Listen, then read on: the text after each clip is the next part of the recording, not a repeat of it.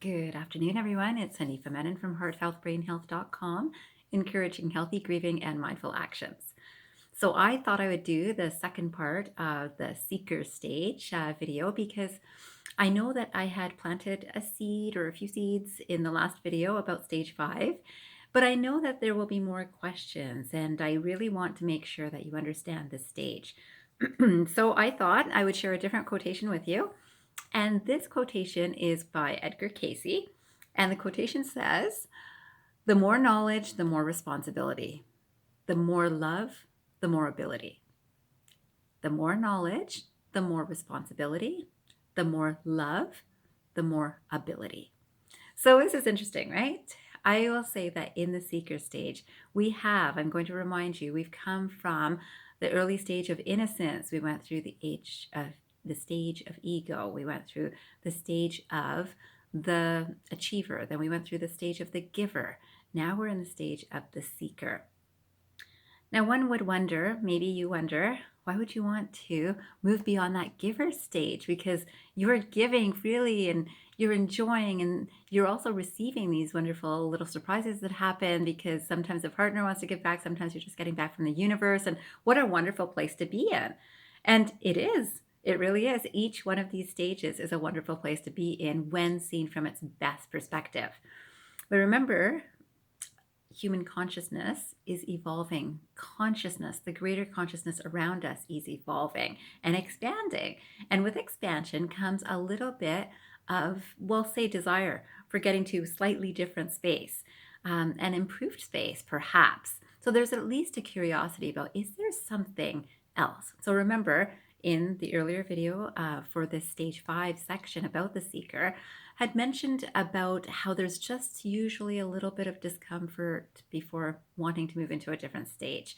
And in this stage, this idea of serendipitous occurrences, these coincidences, these little miracles that are happening, of course, that's encouraging to get to, right? Because now anyone can see miracles around them every day. The fact that we wake up in the morning is a miracle. But usually up to stage 4, we're not really looking at things in this sort of way. So when we look at consciousness in sexuality, now let's think of, how does this apply to sexuality? If I'm completely satisfied in the stage of the giver, why would my consciousness expand, and how could it be improving my sexuality? Well, let me tell you, it does. So, this is one of those things that, just like the miracles that you may see more regularly, um, only because you're consciously aware of them. The sexual experience is a whole different experience, too. Now, remember that we're using the terminology of sexual or sex according to the video that I made for the beginning of all of these videos, which was the presence in sex video.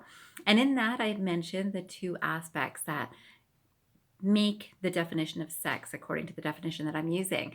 And this is going to be about touch and about communication. So remember, if your touch is enhanced and your communication is enhanced, you are really evolving to a different place. Now, in this stage, lots of people will wonder, how do I get there? I don't even know how to get there. And what am I even looking for? That's kind of the thinker behind the seeker. So the seeker is, I don't know what I'm looking for, but there's just something calling me. There's something more I want to know, I want to understand, I want to experience. There's just something more. And this is the little doorway that opens for people moving into a new state of consciousness. So this new state of consciousness, remember, was beyond dreaming, sleeping, and waking. I like to think of this as usually a result of an awakening experience. So some people will say, how will I know if I'm there? Am I there?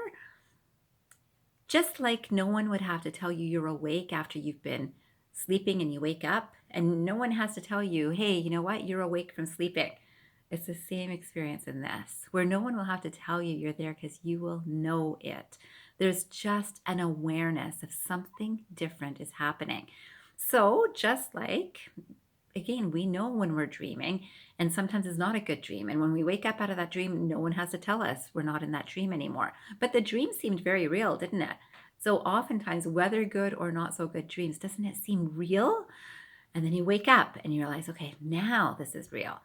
And then if you go through an awakening or process that allows you to move into, let's say, this transformation into the stage of the seeker, you'll know it. There's something different about the experience here. So when we look back at sexuality now, what is different? Touch is different. You hear things differently. You feel things differently. Everything is more, it's more beautiful. There's more love behind it from your space and your ability to understand other people's spaces. Can you imagine when you're looking at, let's say, your partner who's not in a good space? They're really, really angry today. And you can look at them with some love and compassion that they've been through a really not easy day, or I did something really not smart or not kind, and they're aware of it. And you can see this from a place of love and compassion, even as it's happening. You're kind of in that seeker space because that's a little bit of a miracle, right? In a few months ago, maybe you could have totally got upset with them, right? That why are you doing that? You're always like that, right? And that moves you backwards in a different stage. But when you know the blissful feeling of just being okay with things as they are, this is the power of now. Coming into this stage, you are aware of this is happening, but there's still this love here. So remember, the more love, the more ability. How is that possible? You know this. If you are a parent, you already know this in terms of your children. The amount of love that you will naturally feel towards your child is way beyond what you would be able to feel for, let's say, either another person's child or another person's dog, anything. Usually, when it's meaningful to you and it's emanating from love from you, it's a whole different level of ability that you have. Now, this is not to say that every person should love their child or that every person should love someone else's important things in their lives. You might not love the work that your spouse does or your partner does. You might not love the hours that they work. And if you can look at it with compassion and love, it's okay. It feels okay. It feels this is okay. Now, what's interesting about this stage, I will tell you that if someone is working quite a bit, often this is a time that an awakening will allow the person to think of working a little bit less. And which is very interesting, right? Because as we're going through our stages of evolution, we start thinking, I can do this, or I could work more, I could make more, I can buy bigger things, I can do better things. And this will be for us. So, in the best relationship, this is for us. We're doing this for us. And this is even in that giving stage, it's this shared experience. And if you're alone, you'll want to do things for us as a community, as a world. You might be finding yourself giving your services to volunteer work. You might be writing things that inspire things. You might inspire people.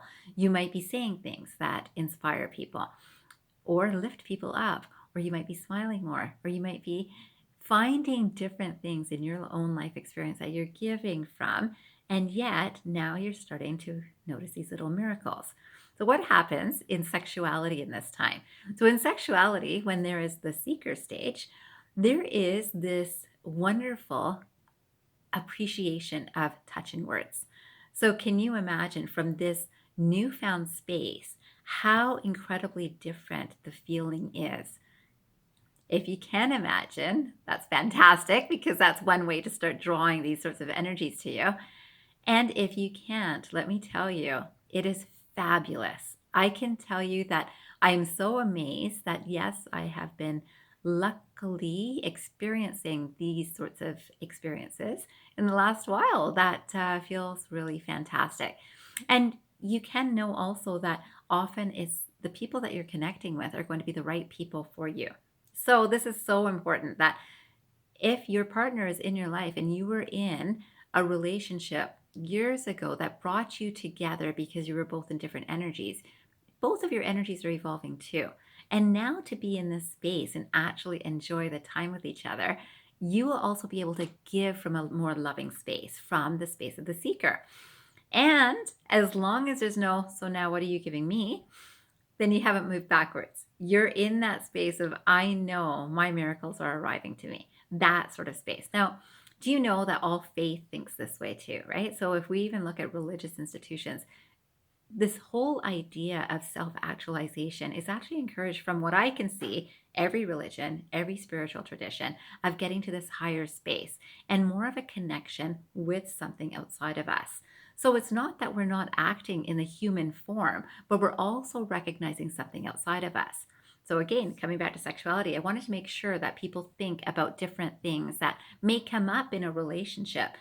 So, for one example that comes to mind is, remember that our definition that I had mentioned in the presence in sex video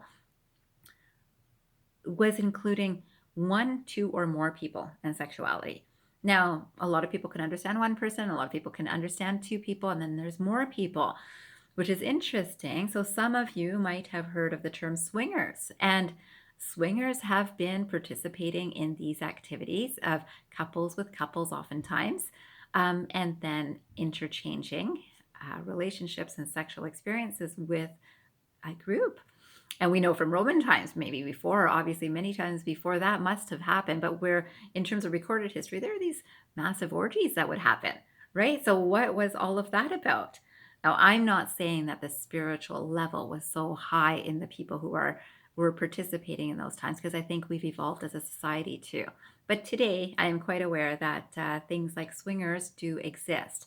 Now, what happens in the stage of the seeker versus a stage of ego as the swinger desire? So let's say if someone is saying, "I think we should do this," as to the couple, to the partner. So if this person is saying this, that this is something that I think would be really exciting, and let's say both people are interested and excited to do this. And that can be beautiful for two couples or more people who are interested and respectfully interacting with each other with some set boundaries, right? It can get to a very not healthy experience. So if an egoic mind is participating in something like this, there might be no concern about whether someone's hurting, someone is in pain, emotional, mental, physical, anything in that experience. There's not that much concern from that egoic space. It's, well, that's what I like, or that's what you like, or, that sort of idea. And I mean, that can be said in not such a nice way, or it could be said in a way that, "Oh, I didn't realize you don't like that. So, okay, we won't do that again," or that sort of idea. That can still be an egoic stage where you're still understanding each other. In the seeker stage, if this sort of time happens, there will be no way that a seeker would do this if there's any sort of less than ease for the partner. And this is with more love, there's more ability.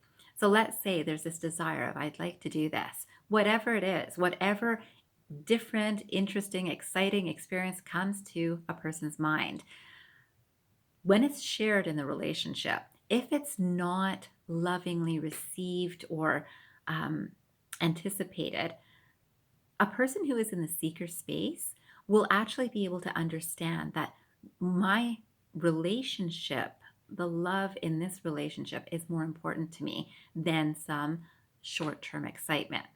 Now, this is interesting because when I speak to people who have actually gone through these sorts of experiences, most of them have been in more of the egoic stage. Some of them have been in the achiever stage because, they've done an accomplishment. They've been in such an experience and they feel really good about it. Some are in the giver space of, I love just doing that because I just love to give, and that's fine. Now, if they're in a relationship, if they're alone and they're doing these sorts of things, they might really be able to be very mindful about these things. Once you move into the seeker space, it's not only the partner, it's love for all. Is anyone feeling not so comfortable? If any of you have tried to juggle dating more than one person at one time, you would know that this is not such an easy thing to do.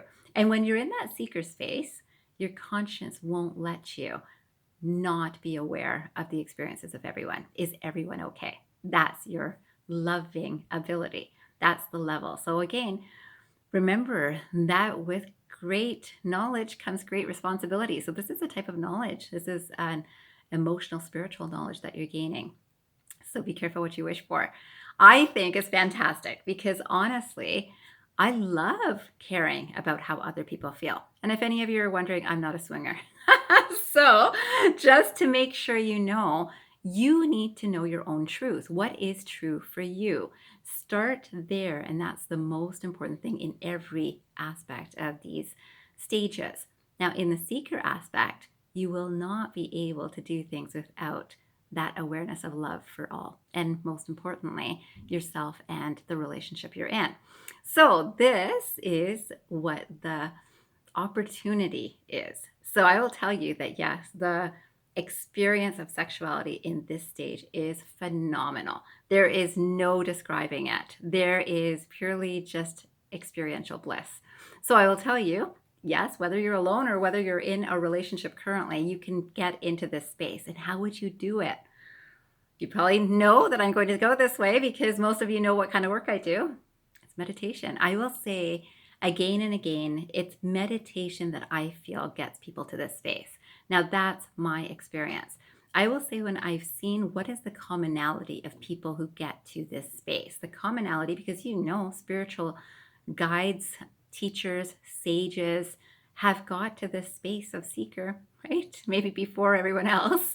But I will tell you, it's from stilling the mind. That's as simple as it gets. Now, that's simple. Is that simple? No. Anyone who has tried to still their mind or be very quiet or do meditation knows this is not necessarily simple, but it does get easier and easier the more you practice, the more you build this muscle of working on quieting the mind.